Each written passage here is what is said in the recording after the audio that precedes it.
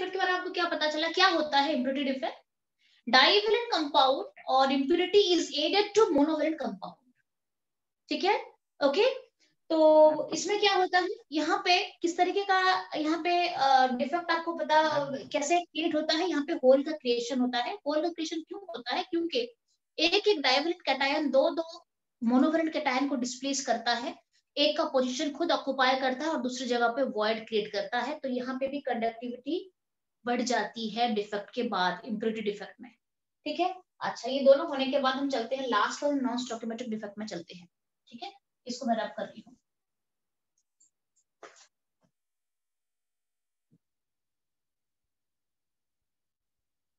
Last topic है। हाँ, ये लास्ट टॉपिक है। उसके बाद मैं आपको होमवर्क दिया है मैंने, वो प्लीज डन कर लेना करना, ठीक है। और अनुराग ने मुझे क्वेश्चन भी पूछा था, तो वो भी मुझे सॉल्व कराना है, इसी के ऊपर है।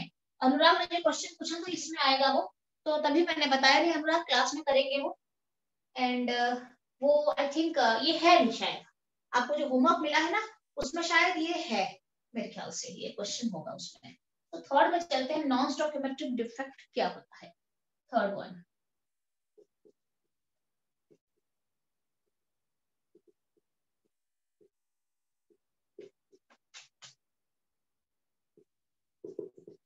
अच्छा, नॉन स्टोइकियोमेट्रिक डिफेक्ट में क्या होता है कि अगर ये डिफेक्ट क्रिएट हो गया तो स्टोइकियोमेट्री बिगड़ जाती है।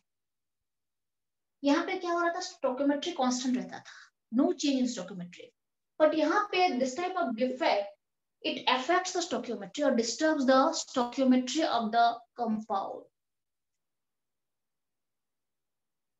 ठीक है। यहाँ पे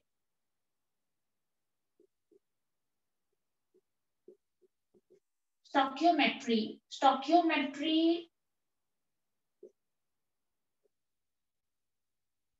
गेट्स डिस्टर्ब्ड हियर। अगर ये डिफेक्ट क्रिएट हो जाता है तो स्टोइकियोमेट्री खराब हो जाता है, क्लियर है। अच्छा, अब इसमें क्या है, कौन कौन से नॉन स्टोइकियोमेट्रिक के दो पार्ट है, क्या क्या है? एक तो है आपका metal axis defect, metal axis defect, और दूसरा आपका इसके अंदर आता है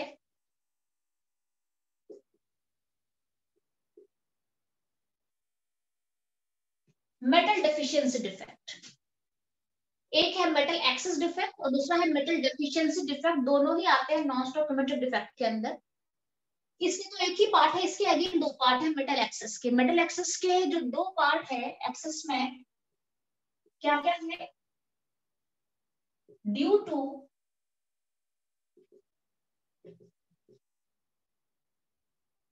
anionic vacancy, due to anionic vacancy metal excess होता है, और दूसरा वाला है due to presence of extra cations.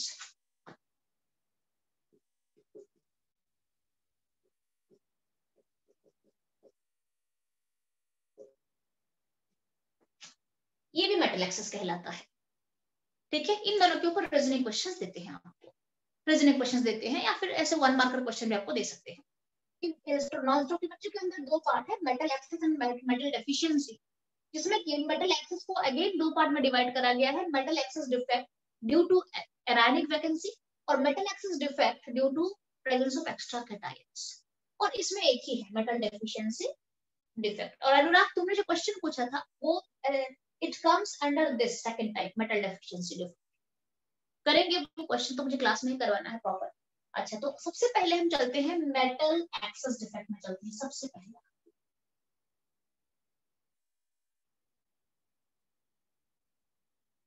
अच्छा, मेटल एक्सेस डिफेक्ट में मैं यही भी करा देती हूँ आपको, ठीक है। मेटल एक्सेस डिफेक्ट का क्या बताया, due to anionic vacancy due to presence of extra cations.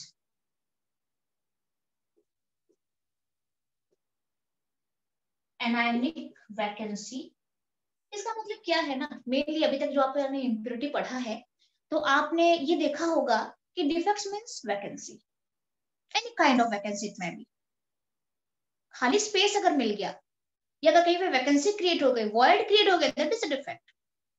It may be of any kind, जैसे आपने वैकेंसी डिफेक्ट देखा, वहां पे वैकेंसी फिल्ड हो रही, इंटरस्टिशियल देखा, एक जगह पे वर्ड निकाल के दूसरी जगह पे आके पोजीशन कर लेना, बना लेना, ऑक्युपाई कर लेना। तो एनी काइंड, किसी भी तरीके से मुझे एक वॉइड क्रिएट करना है। क्लियर है? तो मेटल एक्सेस में क्या होता है, मेटल एक्सेस डिफेक्ट में दो पार्ट में डिवाइडेड है। ड्यू टू एनायनिक वैकेंसी, यहाँ पे मैं आपको बताऊंगी, इसका जो भी एग्जांपल है एक्सप्लेन कर दूंगी, डिक्टेट नहीं करूंगी। ड्यू टू एनायनिक वैकेंसी, और यहाँ पे ले लेते हैं due to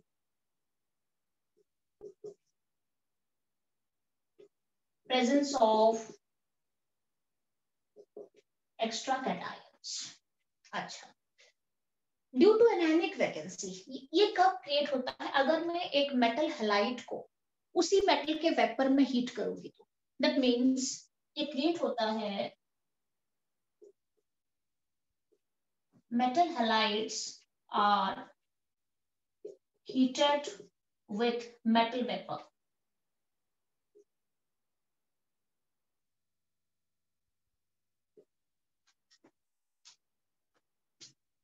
and accompanied by color change। यहाँ पे कलर चेंज होता है ड्यू टू एनायनिक वैकेंसी। अगर मेटल एक्सेस, मतलब मेटल एक्सेस का मतलब है मेटल एक्सेस की वजह से डिफेक्ट क्रिएट होता है, एक्सेस मेटल की वजह से कहीं पे डिफेक्ट अगर क्रिएट होता है तो हम उसे कहते हैं मेटल एक्सेस डिफेक्ट। एंड ये क्या होता है, मेटल एक्सेस की वजह से एनायनिक वैकेंसी क्रिएट हो जाती है, और मेटल बेसिकली यहाँ पे मेरा एक्सेस में मेटेलिक वाला जो पार्ट है, क्योंकि मैंने आपको क्या बताया है, एनायनिक वैकेंसी में metal halides are heated with metal vapour. अगर मैं मेटल हैलाइड्स का मतलब क्या है, NaCl हो गया, KCl हो गया, MgCl2 हो गया, LiCl हो गया, metal halides, alkyl halides, metal halides नहीं, आप यहाँ पे एल्किल हैलाइड्स भी लिख सकते हो। एल्किल हैलाइड्स का मतलब है एक एल्कली मेटल के साथ उसके हैलाइड अगर उनका एल्किल हैलाइड है, हम एल्कली मेटल है ना, ये तो मेटल लिख लो, that is metal. Alkali metal के साथ, alkali metal means metal, you can call it metal halides are heated with metal vapour, लिख सकते हो आप इसको। इसमें क्या होता है, एक एल्कली मेटल का सॉल्ट लेना पड़ता है हमें, जैसे NaCl ले लिया, KCl ले लिया, अगर या फिर LiCl ले लिया, उसको हम हीट करते हैं उसी मेटल के वेपर के साथ। फॉर एग्जांपल मैं यहाँ पे थोड़ा, and it is accompanied by colour change, आपको कलर प्रॉपर दिखेगा, मेटल का कलर चेंज होता है डिफेक्ट के बाद। कैसे होता है, अगर मैं NaCl क्रिस्टल लूंगी, NaCl मैं लेती हूँ और इसको मैं हीट करती हूँ सोडियम वेपर, दिख रहा है, विजिबल है, या मैं इसको रख करके प्रॉपर करवाऊं, देखो तो विजिबल है या मुझे करवाना पड़ेगा प्रॉपर? नहीं, पूरा नीचे तक क्लियर है, ऑल क्लियर? yes, कोई दिक्कत नहीं है, मैं इसको पूरा रब करती हूँ, चलो हम आराम से करते हैं, स्पेस लेके करते हैं, नहीं तो ये मुझे भी दिक्कत होगी, मैं आपको जो लिखवाना चाहूंगी प्रॉपर लिखवा भी नहीं पाऊंगी। सो स्टोकियोमेट्रिक डन, इम्प्रिंटेड डन, नॉन स्टोकियोमेट्रिक के अंदर अभी हम ये जान चुके हैं कि इसमें दो पोर्शन होते हैं, मेटल एक्सेस होते हैं, मेटल डेफिशिएंसी होते हैं। मेटल एक्सेस के अगेन दो पार्ट होते हैं, due to anionic and due to presence of extra cations. अब हम सीधे चलते हैं मेटल एक्सेस डिफेक्ट में चलते हैं और आगे बढ़ते हैं, उसके बाद हम फिर चलेंगे दूसरे डिफेक्ट में चलेंगे, मेटल डेफिशिएंसी क्या होती है। सो लेट मी रब द एंटायर पोर्शन, उसके बाद आपको मैं पूरा बताऊंगी तो उसमें वो समझ में आता है, नहीं तो पूरा समझ में नहीं आएगा नीचे।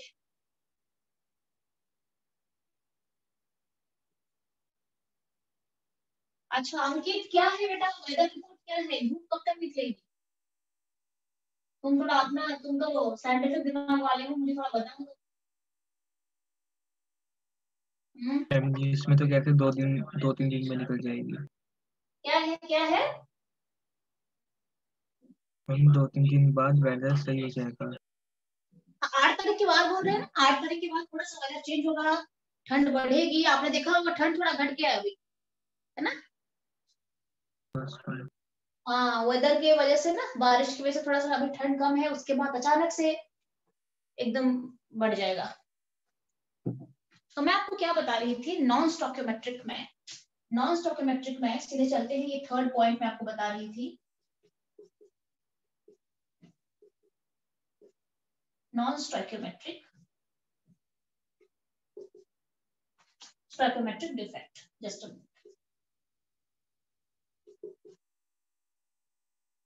ठीक है, इसके अंदर हम पढ़ रहे हैं मेटल एक्सेस।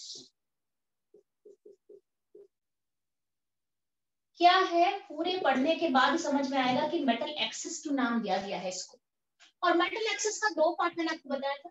सबसे पहला है ड्यू टू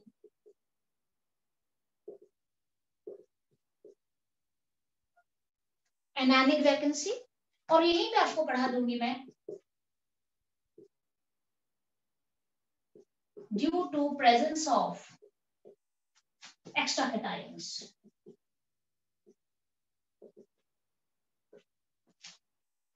ठीक है, अच्छा, एनानिक वैकेंसी में क्या बताया मैंने, यहाँ पे क्या होता है,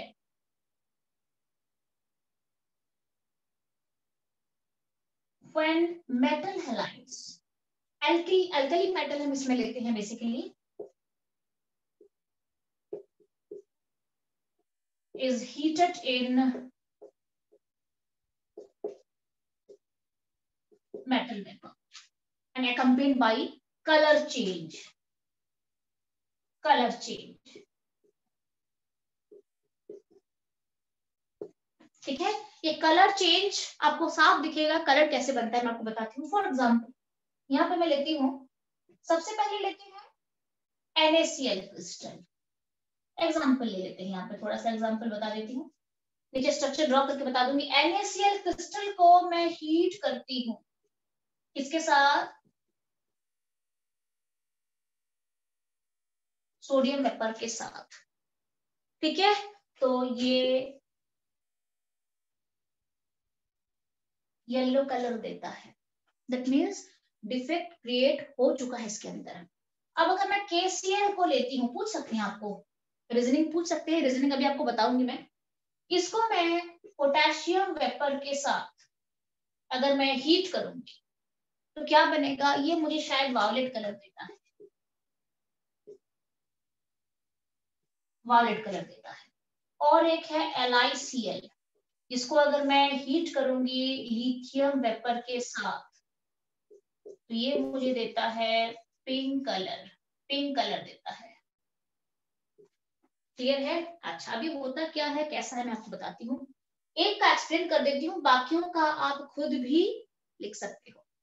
NaCl को मैंने सोडियम वेपर के साथ हीट कर दिया है, देख लो क्या होता है। NaCl क्रिस्टल ले लेते हैं यहाँ पे,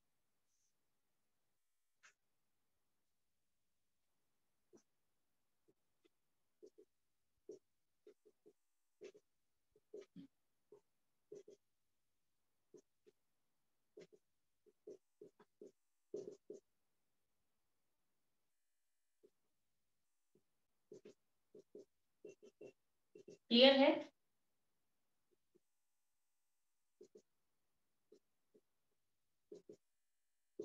अब ये मैंने एक NaCl क्रिस्टल ले लिया है।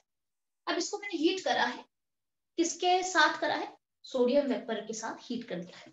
तो सोडियम वेपर यहाँ पे है, ठीक है, इसी के क्रिस्टल के सरफेस के ऊपर वेपर क्रिएट कराया जाता है। सोडियम वेपर को काफी हाई हीट से कराया जाता है। तो सोडियम जो है ये क्या देगा, सोडियम वेपर की बात कर रही हूं मैं, ये Na+ देगा और इलेक्ट्रॉन रिलीज करेगा। सोडियम वेपर की बात कर रही हूं मैं। सोडियम वेपर जो है वो कैटायन में कन्वर्ट हो जाएगा। सोडियम वेपर ही कहाँ पे, क्रिस्टल के सरफेस में ही सब होता है। क्रिस्टल के सरफेस, मैंने पहले NaCl के क्रिस्टल का एक क्रिस्टल ले लिया है, उसके सरफेस के ऊपर मैंने सोडियम वेपर को पास कराया है। तो सोडियम वेपर क्या करता है, ये डिसोसिएट होके Na+ में डिसोसिएट होके Na+ बन के कैटायन बन के इलेक्ट्रॉन को रिलीज करता है। अब क्या होता है, अब होता ये है कि जैसे ही यहाँ पे Na+ दिखता है, अंदर से कहीं एक जगह से Cl- इस Na+ के साथ कंबाइन करने के लिए निकल जाता है। क्लियर है? यहाँ पे सोडियम वेपर ने Na+ दे दिया, इलेक्ट्रॉन रिलीज कर दिया है। इसके साथ कंबाइन करने के लिए, बिकॉज Cl- को किसी भी तरीके से अगर अंदर कहीं पर डिस्टर्बेंस क्रिएट होता है तो उसे लगता है कि there is a Na+ here, it can combine with this. तो ये क्या करता है, यहाँ से Cl- जो यहाँ पे है ना, ये बाहर आता है, लाइक ये बाहर आ जाता है। ठीक है, क्लियर? मैं ऐसे आपको बता देती हूँ, ये बाहर आता है कंबाइन होने के लिए। इस जो Cl- है यहाँ पे Na+ कंबाइन करने के लिए बाहर आ गया। तो वैकेंसी किसकी क्रिएट होती है? एनायनिक वैकेंसी क्रिएट होती है। एनायनिक वैकेंसी यहाँ पे क्रिएट होती है। All clear? देखो क्लियर है तो फिर आगे बढ़ूंगी मैं।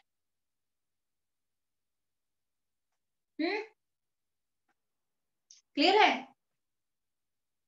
जैसे ही मैंने वेपर पास करा दिया है हाई हीट में, तो यहाँ पे ये डिसोसिएट होने के बाद Na+ खींचता है Cl- को। यहाँ से Cl- क्या करता है, जहां पे भी अंदर होता है वो सरफेस की तरफ भागता है, क्योंकि सरफेस में मैंने सोडियम वेपर को पास कराया है, ठीक है। और वहां पे आके Cl- कंबाइन करता है Na+ के साथ, तो वैकेंसी क्रिएट होती है, एनायनिक वैकेंसी क्रिएट होती है यहाँ पे।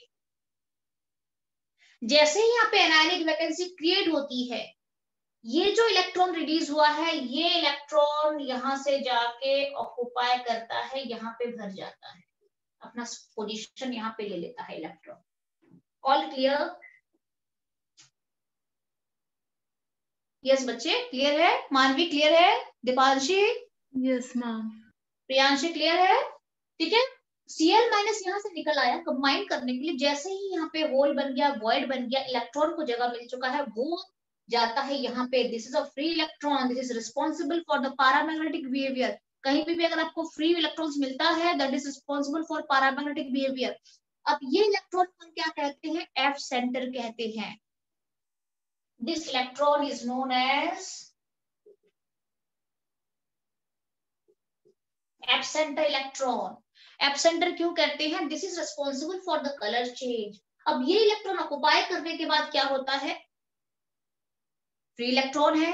अब ये क्या करता है? विजिबल रेंज से एनर्जी को एब्सॉर्ब करता है और येलो कलर को रेडिएट करता है। Complementary colour is yellow here.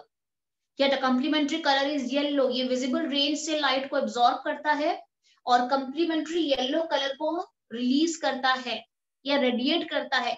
That's why जो मेरा क्रिस्टल है वो येलो कलर का दिखता है। That means who is responsible for this color change, yellow color, this F center electron is responsible for.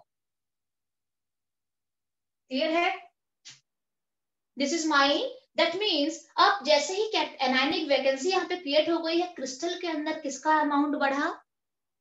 Metal access.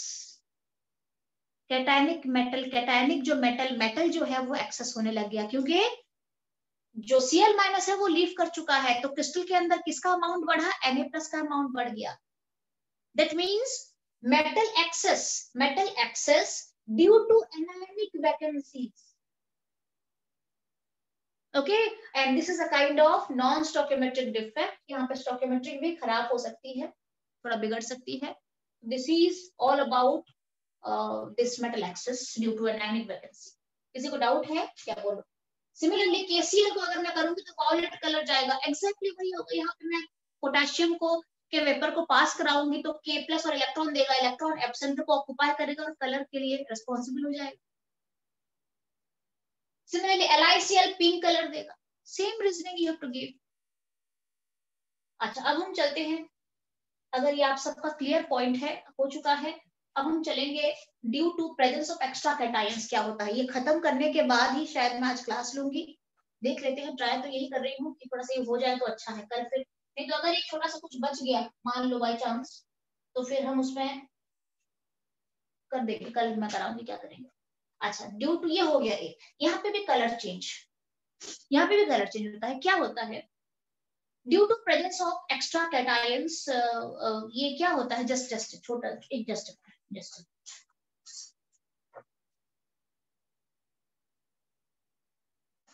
NCERT में मेरे ख्याल से होगा, रिएक्शन होगा कि नहीं, एक बार देखना तो इसका। आई डोंट थिंक कि इसमें रिएक्शन है।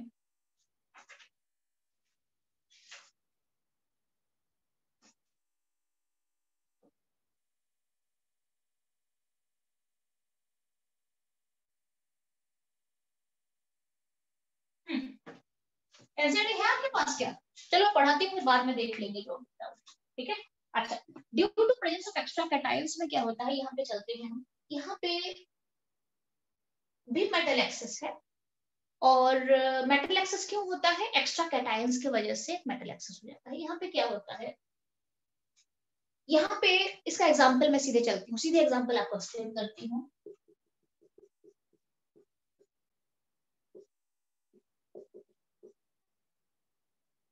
ZnO को मैंने हीट कर दिया है। जिंक ऑक्साइड को जब मैं हीट करती हूँ, मान लो वहीं पे जिंक ऑक्साइड, अच्छा जिंक ऑक्साइड का मैंने आपको स्ट्रक्चर बताया था, जैसे NaCl का बताया था, CF2 का बताया था, जिंक ऑक्साइड का मैंने आपको बताया था, याद करना। एंट्रेंस वाले बच्चे बहुत इंपॉर्टेंट है। जिंक ऑक्साइड का आपको मैंने बताया था, जिंक कहाँ पे जाता है और ऑक्साइड जो है, ऑक्सीजन जो आयन है, जो एनायन है, वो कहाँ पे क्या ऑक्युपाई करता है। Any idea about it? Yes, याद करो, बताओ मुझे। अब आई टोल्ड यू बिफोर कि लाइक NaCl का आपको बता चुकी हूँ मैं, CHCl का बता चुकी हूँ, CF2 का बता चुकी हूँ, ZnO शायद नहीं बताया है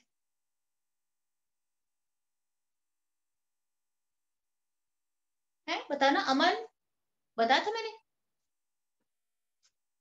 याद नहीं होगा आपको। या फिर मेरे छुट्टी के साथ साथ आपने भी छुट्टी ले ली है, बड़े अच्छे तरीके से रिवाइज बिल्कुल नहीं करा है चैप्टर को, नहीं बताया था। तो एनी गैस, जिंक ऑक्साइड में क्या होना चाहिए, any gas, any gas, yes नहीं बताया है मैंने। एनी गैस, जिंक कहाँ पे जाएगा, ऑक्सीजन कहाँ पे जाएगा, थोड़ा सा आपको काफी कुछ बता चुकी हूँ, अगर आपने बहुत बेहतरीन तरीके से इसको हर एक क्लास को अटेंड करा है तो। ZnO मैं थोड़ा सा मुझे बता दो, कहाँ पे क्या किस पे जाना चाहिए। वैसे यहाँ पे इसका रिक्वायरमेंट है नहीं, वैसे आपको मैं बता सकती हूँ उसको बिना बताए भी, बट जान लो तो अच्छा है। आज मुदित प्रेजेंट है, आया है मुदित? यस, प्रेजेंट है मुदित। उसके ग्रैंडफादर की डेथ हो गई थी, मैंने वो मैसेज कर डाला था। मुदित प्रेजेंट है? आया नहीं है, एब्सेंट है। Yes ma'am. मुदित प्रेजेंट है? हाँ, कैसा है अभी घर का यस मैम। हाल मुदित? क्या हुआ था ग्रैंडफादर को, नेचुरल डेथ है या कोई इस तरीके से कुछ इंसिडेंट या कुछ डिजीज टाइप का कुछ था क्या? No ma'am, natural death. Age क्या है, क्या था उनका? 80। 80, अच्छा अच्छा, ओके ओके। तुम्हारे साथ रहते थे मुदित? साथ रहते थे ना? Yes ma'am. हाँ हाँ, थोड़ा सा रिचुअल्स वगैरह होता है उसमें काफी ज्यादा ना, कोई बात नहीं, कोई बात नहीं। तुम अगर ज्यादा घर में कुछ है ऐसा तो तुम लीव कर सकते हो, कोई दिक्कत नहीं है, बाद में रिकॉर्डिंग भी पढ़ सकते हो। ठीक है, पहले प्रायोरिटी वहां पे देनी है। ठीक है, पढ़ाई तो चलती ही रहेगी। ठीक है, फर्स्ट प्रायोरिटी इज दैट। सो थोड़ा बता सकते हो मुझे मुदीर, ये इसका कहाँ कहाँ पे ऑक्युपाई करेगा जिंक ऑक्साइड, थोड़ा आइडिया है तो मुझे बता। अभी मैम तुमने आइडिया रिवाइज तो भी नहीं, कहा। हाँ बोलो। नहीं है कोई आइडिया। हाँ नहीं है, और इन बिटवीन तुमने भी टाइम नहीं तुमको मिला होगा पढ़ने के लिए। अंकित कुछ बता रहा है मुझे, अंकित।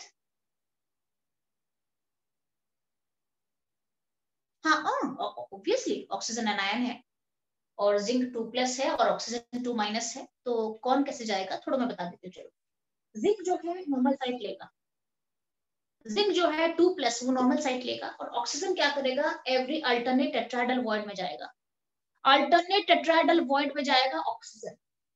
ठीक है, अल्टरनेट टेट्राहेड्रल वॉइड में जाएगा, और जिंक जो है वो नॉर्मल साइड ले लेगा। अच्छा, जब मैं ऐसे सब्सटेंस को हीट करती हूँ तो क्या होता है, देखो जब मैं इसको हीट करती हूँ तो ये जिंक 2+ में कन्वर्ट होता है, साथ में पहले तो ऑक्सीजन 2- में कन्वर्ट होगा, डेफिनेटली होगा, जेड ये हो जाएगा।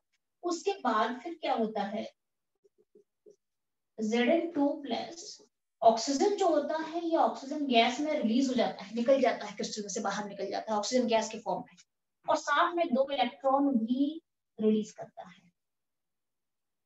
ठीक है, ये कब होता है, जब मैं हीट करती हूँ ZnO क्रिस्टल को, जिंक ऑक्साइड को। ठीक है, तो ऐसे में होता क्या है, एक तो कैटायनिक वैकेंसी बनेगा, निकल गया ना, और दूसरा एनायनिक वैकेंसी बनेगा, और साथ में ऑक्सीजन गैस को निकलने के लिए मुझे 2 एनायनिक वैकेंसी चाहिए, एक साथ बनेगा ना, क्लियर ना। ठीक है, हाफ O2 है ना, 2 ऑक्सीजन को मुझे निकालना है, तो एक तो कैटायनिक वैकेंसी बनेगा और 2 एनायनिक वैकेंसी भी यहाँ पे क्रिएट होना पड़ेगा। इसको जस्ट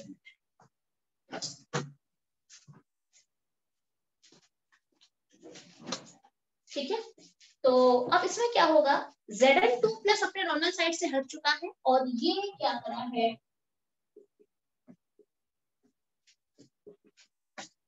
इंटरस्टिशियल पोजीशन को ऑक्युपाई करता है।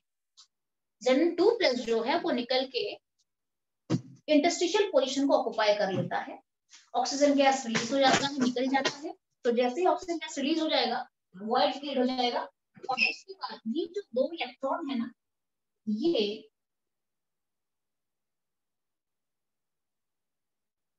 नेबरिंग इंटरस्टिशियल पोजीशन को ऑक्युपाई करते हैं। क्लियर है? जैसे ही मैं हीट करती हूँ तो पहले तो इसमें कन्वर्ट होता है, फिर ये जो है ये गैस ऑक्सीजन गैस बनकर रिलीज हो जाता है। दैट मींस जहां पे ऑक्सीजन रिलीज हो गया मतलब वहां पे वॉइड क्रिएट हो गया, एनायनिक वॉइड क्रिएट हो गया है। और कुछ कुछ कैटायनिक वॉइड भी आ जाते हैं और ये Zn2+ है, नॉर्मल साइड को लीव करके ये इंटरस्टिशियल पोजीशन में आ जाता है, ये रिलीज हो जाता है। और जो इलेक्ट्रॉन इसने रिलीज करा है, ये जो इलेक्ट्रॉन है ये किसको ऑक्युपाई करता है? ये कुछ कुछ इंटरस्टिशियल पोजीशन पे जाता है और जो नेबरिंग इंटरस्टिशियल पोजीशन है उसको ऑक्युपाई करता है 2 इलेक्ट्रॉन। क्लियर है? तो ये भी पैरामैग्नेटिक बिहेवियर दिखाएगा डिफेक्ट के बाद। और साथ में मेरे ख्याल से इसका भी एनसीईआरटी में एक बार चेक करो, इसका भी कलर चेंज होता है, येलो कलर होता है। एक बार चेक करके मुझे बताओ अगर है एनसीईआरटी। यहाँ पे क्योंकि इलेक्ट्रॉन है ना, ये विजिबल रीजन से लाइट एनर्जी एब्जॉर्ब करेगा और कम्प्लीमेंट्री कलर को रेडिएट करेगा। तो ZnO डिफेक्ट के बाद ये भी येलो कलर का बन जाता है, कलर चेंज होता है इसका। येलो कलर, यस, लिखा है ना एनसीईआरटी में रिदम, है ना, लिखा होगा। ठीक है। और साथ में मैंने जो अपने नोट्स में ना इसको येलो कलर मैंने लिखवाया नहीं है शायद, देख लो। मेरे ख्याल से अमृता का ये नोट है, बहुत पुराना नोट है ये। तो येलो कलर आप उसमें डाल दो, yellow colour. Zinc oxide heat करने के बाद ये सब चेंजेस तो होता ही होता है, साथ में येलो कलर भी जनरेट होता है क्रिस्टल में से। So this is my due to presence of extra cations, presence of extra cations मेरा ये होता है। ठीक है, तो ऑल क्लियर है? यहाँ पे भी presence of extra, I mean यहाँ पे भी मेटल एक्सेस हो गया। कहाँ पे मेटल एक्सेस हो गया? जिंक सरप्लस हो गया। ऑक्सीजन तो निकल गया, जिंक सरप्लस हो गया यहाँ पे। ठीक है, और क्यों जिंक ज्यादा हो गया? क्योंकि एक्स्ट्रा कैटायंस के फॉर्म में जिंक ज्यादा हो गया। ठीक है, so this is my metal excess के अंदर ड्यू टू एनायनिक वैकेंसी मैंने करा दिया है, और ZnO की बात भी मैंने यहाँ पे करा दिया है। दोनों कलर चेंज के साथ ही दिखते हैं। तो अब हम चलते हैं the last one is metal deficiency defect में चलते हैं।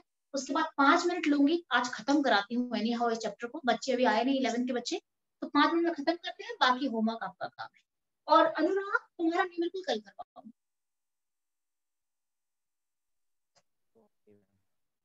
ये खत्म हो जाएगा। सो मेटल एक्सेस हो चुका है नॉन स्टोकियोमेट्रिक के अंदर, और हम चलते हैं मेटल डेफिशिएंसी में चलते हैं। तो let me rub this portion, मैं ये रब कर लेती हूँ थोड़ा सा। ये मुझे ना ये टॉपिक बोरिंग सी लगती है, बट स्टिल करना है। और है ऐसा नहीं कि मतलब समझाओ तो ठीक है, समझ में अगर आपको एक बार आ गया ना तो कोई दिक्कत नहीं है।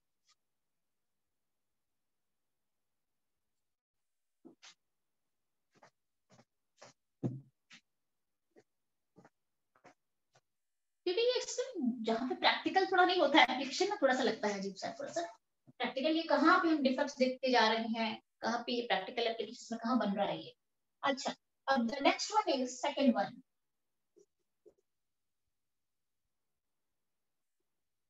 ये है metal deficiency.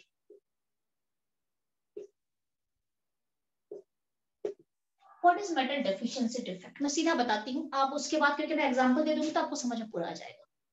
Metal deficiency defect ऐसे सब्सटेंस में दिखते हैं जहां पे जो मेटल होता है वो वेरिएबल ऑक्सीडेशन स्टेट को ले सकता है, ऐसे सब्सटेंस में दिखते हैं। For example FeO। अगर आपको स्कूल में एग्जाम में आ गया कि मेटल डेफिशिएंसी डिफेक्ट का शॉर्ट नोट लिखो, तो आपको 2 लाइन पहले लिखना पड़ेगा कि ये ऐसे सब्सटेंस में क्रिएट होते हैं जहां पे दिखते हैं, जहां पे जो मेटल होता है वो वेरिएबल ऑक्सीडेशन स्टेट पोजेस कर सकता है। ऐसे सब्सटेंस में मुझे मेटल डेफिशिएंसी दिखती है। For example FeO। FeO में Fe2+ है और O2- है। क्लियर है? FeO में Fe2+ है, O2- है। मान लो ड्यू टू सम रीजन कुछ Fe2+ नॉर्मल साइट को लीव कर देते हैं। अगर मैं बताऊं तो मेरे ख्याल से ये भी one kind of ZNO type का एक, देखो यहाँ पे भी मेरे ख्याल से नॉर्मल साइट लेगा और O2- जो है वो अल्टरनेट टेट्राहेड्रल वॉइड में जाना चाहिए। एक बार फिर मैं चेक करूँ, इसे देखना पड़ेगा मुझे, एनसीईआरटी में तो है नहीं ये सब चीजें बिल्कुल भी।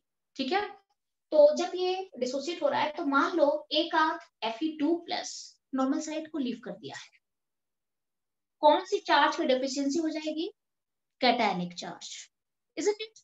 अगर यहाँ पे कुछ Fe2+ नॉर्मल साइट को लीव कर जाता है तो कैटायनिक चार्ज डेफिशिएंसी क्रिएट हो जाएगा, वहां पे होगा कि नहीं होगा? कैटायंस घट जाएंगे, number of cationic charge, isn't it?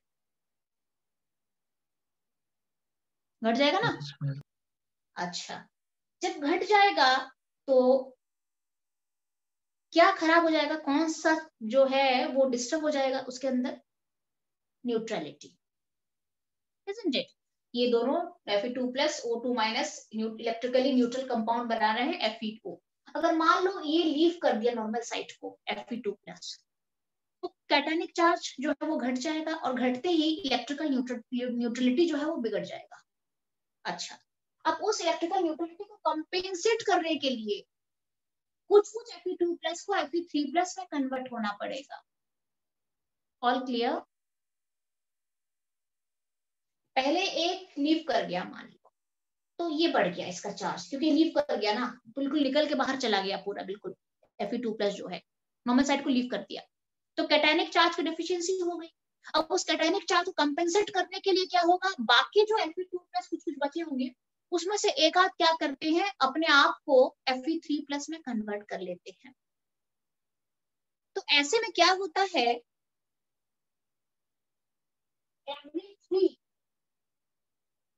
Fe2+ is compensated by 2 Fe3+। Her 3 Fe2+ को कंपेंसेट करता है, कौन कंपेंसेट करता है? 2 Fe3+। अगर 3 Fe2+ बाहर चला जाएगा तो कितने Fe3+ में कन्वर्ट होंगे, सो दैट चार्ज बैलेंस हो जाएगा? 2 Fe2+ जो है वो Fe3+ में अगर कंपेंसेट हो जाएंगे तो इन दोनों का चार्ज यहाँ पे 3 2 जा 6 है, यहाँ पे 3 2 जा 6 है। अगर 3 Fe2+ बाहर चला गया, कंपेंसेट करने के लिए 2 Fe2+ को Fe3+ में कन्वर्ट होना पड़ेगा। बच्चे भी आ चुके हैं, ऑल क्लियर? कितनी देर लगा? हाँ, अभी हो जाएगी खत्म, क्लास खत्म कर रहे हैं, अभी लास्ट है, मैंने थोड़ा खत्म करा दो। ये समझ में आ रहा है कि नहीं मुझे बोलो? वैसे आप लर्न कर सकते हो बट समझ जाओ तो बेटर है। कुछ अगर बाहर निकल जाएंगे Fe2+ पॉजिटिव चार्ज की डेफिशिएंसी हो जाएगा, कंपेंसेट करने के लिए कुछ Fe2+ को बच्चे आ चुके हैं, थोड़ा सा आप, ठीक है, कुछ Fe2+ को Fe3+ में कन्वर्ट होना पड़ जाएगा। और इससे होता क्या है मैं आपको बताती हूँ, इससे ये होता है कि हर 3 Fe2+ को कंपेंसेट करता है हर 2 Fe3+। ऐसे में इसकी स्टोकियोमेट्री बिगड़ जाती है और स्टोकियोमेट्री किसमें कन्वर्ट होता है? Fe0.93O1 में कन्वर्ट होता है, जहां पे Fe1O1 था, यहाँ पे स्टोकियोमेट्री बिगड़ जाने के बाद क्या होता है, Fe0.93O1 में कन्वर्ट होता है। ऐसे और एग्जांपल मेरा क्या होता है, निकल ऑक्साइड का भी होता है। ठीक है, तो यहाँ पे मेटल डेफिशिएंसी होती है। मेटल डेफिशिएंसी मतलब मेटल बाहर निकल जाता है, अपने नॉर्मल साइड को लीव करता है, तो उसी वजह से क्या होता है, दूसरे मेटल को अपना चार्ज को चेंज करना, ऑक्सीडेशन स्टेट को चेंज करना पड़ता है, तो उससे क्या होता है, स्टोकियोमेट्री चेंज हो जाती है। इसका और अगर मैं आपको एग्जांपल देती हूँ तो एनाइस या निकल ऑक्साइड जो होता है वो आफ्टर डिफेक्ट होने के बाद वो क्या होता है, ये होता है 0.98 ऑक्सीजन, जहां पे निकल 1 था, निकल भी 1 और ऑक्सीजन भी 1 था, निकल 0.98 होता है और ऑक्सीजन 1 में चला जाता है।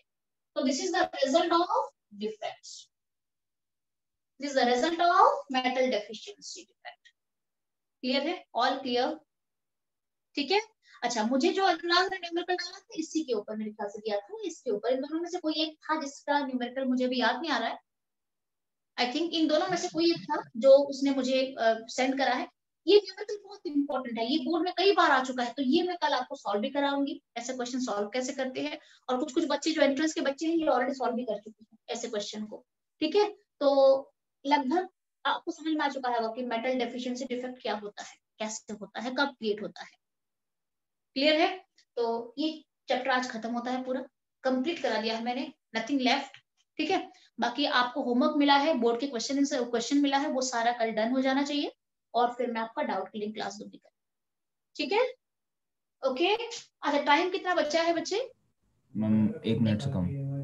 1 मिनट से कम है तो ऑटोमेटिक ये क्लास खत्म हो जाएगी, और जो यहाँ पे 11th के बच्चे ऑलरेडी आ चुके हो वो दोबारा, हाँ कोई बात नहीं, तो वो दोबारा 11th के बच्चे दोबारा आ जाना।